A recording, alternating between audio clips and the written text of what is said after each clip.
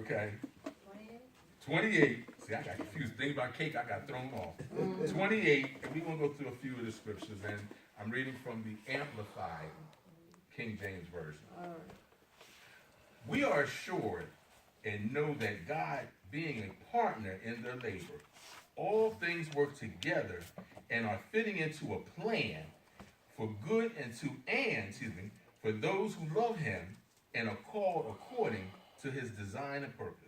For those whom he foreknew, of whom he was aware and loved beforehand, he also destined, and from the beginning, for ordaining them to be molded into the image of his Son and share inwardly his likeness, that he might become the firstborn among many brethren. And those, verse 30, and those whom thus foreordained, he also called, and those whom he called, he also justified, acquitted, made righteous, putting them into right standing with himself. And those whom he justified, he also glorified, raising them to a heavenly dignity and condition or state of being. Amen. That's a powerful piece of scripture. Now, I would be cheating you if I didn't give you a bit of the historical backdrop to Romans. Paul didn't actually plant a church in Rome.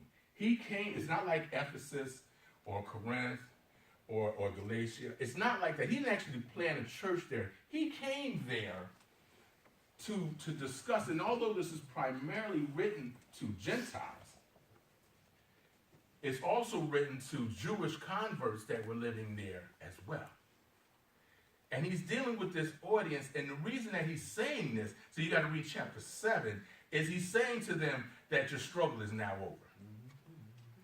What he's saying is that now, if I got to give this a title, that you should have a confidence in Christ.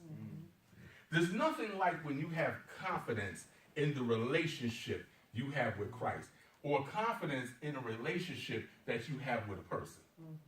See, when I have confidence in you, I know that you're going to be there for me through it all.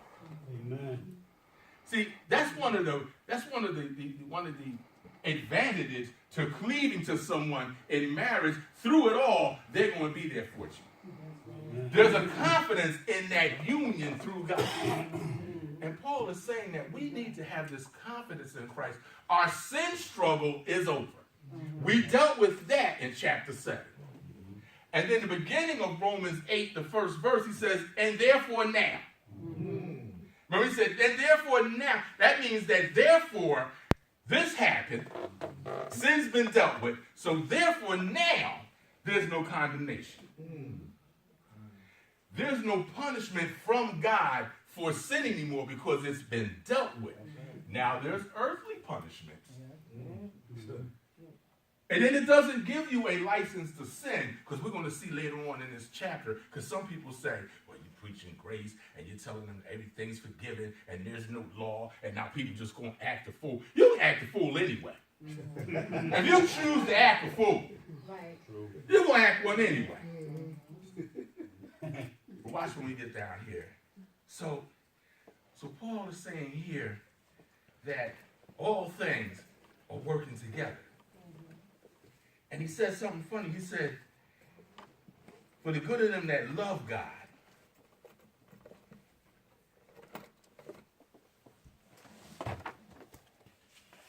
He's saying that when you fall in love with, now that doesn't mean that if you didn't love God, that he didn't love you. Because the scripture says, I love him because he first loved me, yet when we were enemies. So he loved us. But he said, because when he loves you, all things start to work out. Now here's your application to modern day, because we've got to take the scriptures and juxtapose them to our modern day life. See, when all things work together, whatever situation you're going through, it's working for your good. It's working towards your destiny. It says it in the next. Watch this. Go to 29. For whom he had foreknew. See, he knew about your situation. He knew. And it's funny. See, God is funny, because I wish he had consulted me about some of the things I would go through. Can I be transparent? You mind?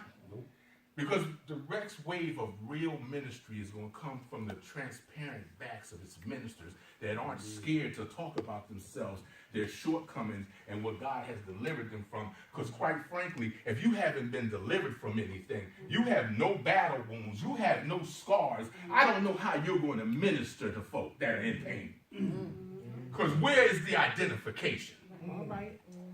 If God had told me that I would go through double-digit years of addiction Come on now, Steve.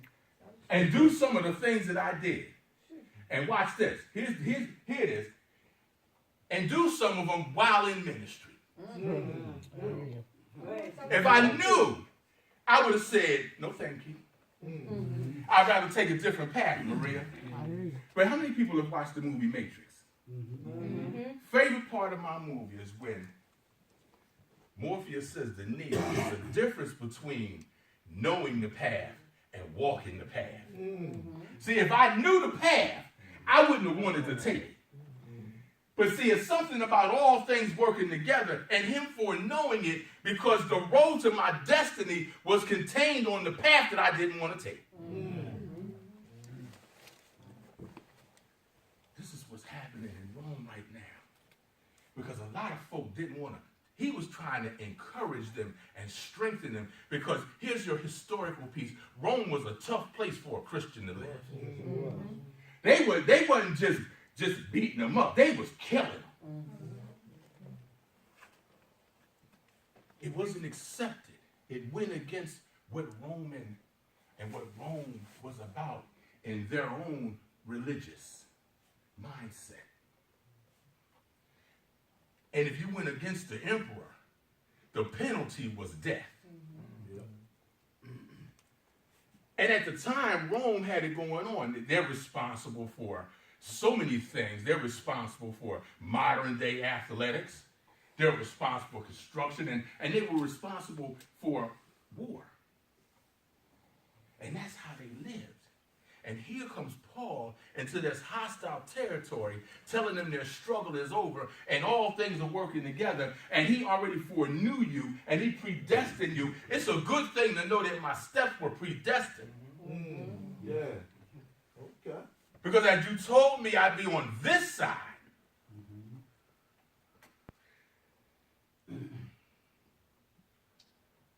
So Paul says in verse 31, for what shall we say to these things?